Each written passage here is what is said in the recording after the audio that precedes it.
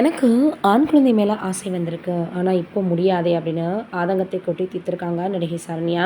தென்னிந்திய சினிமாவில் பல நடிகைகள் பல படங்கள் நடித்து வந்தாலும் அம்மா கேரக்டருக்கு சரண்யா அவர்கள் மிக பொருத்தமாக இருப்பாங்கன்னு சொல்லக்கூடிய அளவுக்கு ரொம்பவே எல்லோருக்கூடையுமே முன்னணி நடிகர்கள் கூட நடிச்சிருக்காங்க.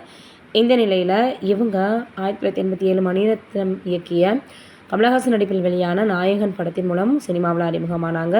தொடர்ந்து பசும்பொன் உள்ளிட்ட சில படங்களில் நடிச்சிருக்காங்க. முக்கியமாக அம்மா நடிகையாக வலம் வராங்க. அஜித்லேருந்து தனுஷ் வரைக்கும் பயங்கரமாக தன்னுடைய நடிப்பு திறமை காட்டியிருக்காங்க. ராம், தவமாய் தவமிருந்து, எம்டன் மகன், களவாணி, வேலையில்லா பட்டதாரி, கோலமாகு கோகிலான்னு எல்லா படங்கள்லையுமே சூப்பர் டூப்பர் இவங்க ஹிட்டு கொடுத்துருக்காங்க.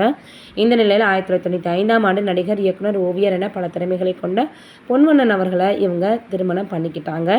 சரண்யாவுக்கு 2 பெண் குழந்தைகள் இருக்காங்க. ரியல் லைஃப்பில் ஒரு கண்டிப்பான அம்மாவாக இருக்காங்கன்றது குறிப்பிடத்தக்கது. சரண்யா தம்பதிக்கு 2 மகள்கள் இருக்காங்க.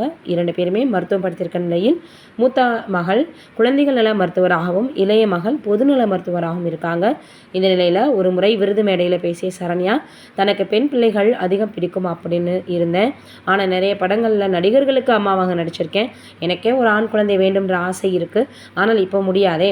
எனக்கு 2 பிள்ளைகள், பெண் பிள்ளைகள் இருக்காங்க. எங்கள் வீட்டு ஆண் பிள்ளைகள் அப்படின்னா அது அவங்க தான்.